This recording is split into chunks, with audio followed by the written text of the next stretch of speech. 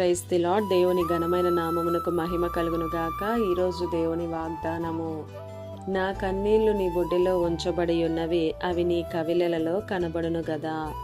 56వ కీర్తన 8వ చరణము. ఈ ఉదయకాల సమయంలో గనుడైన దేవుడే మనందరితో మాట్లాడుతున్న మాట. ఇక్కడ భక్తుడైనటువంటి దావీదు అంటున్నాడు, నా కన్నీళ్లు నీ బుడ్డిలో ఉంచబడి ఉన్నవి, అవి నీ కవిలలలో కనబడును గదా అని.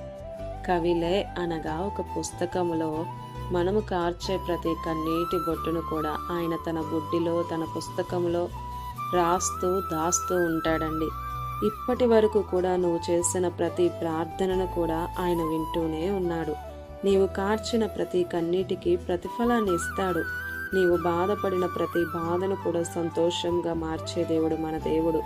ఎన్ని సంవత్సరాల నుంచి ప్రార్థన చేస్తున్నా జవాబు రావట్లే, కార్యం జరగట్లేదే, దేవుడు తన పనిని ప్రారంభించట్లేదని అనుకుంటున్నావా?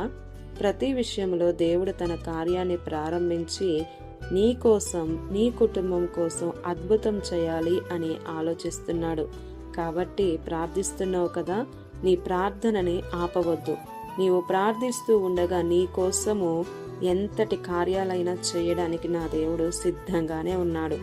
నీవు నీ కళ్ళతో ఎప్పుడూ చూడలేని కార్యాలు చూస్తావు, చెవులతో ఎప్పుడూ వినలేని గొప్ప కార్యాలు వింటావు. ఎప్పుడు ఊహించలేని, తలంచని రీతిలో దేవుడు నీ జీవితంలో కార్యము చేసి నీ కన్నిటిని నాట్యముగా మారుస్తాడు. ఆమేన్.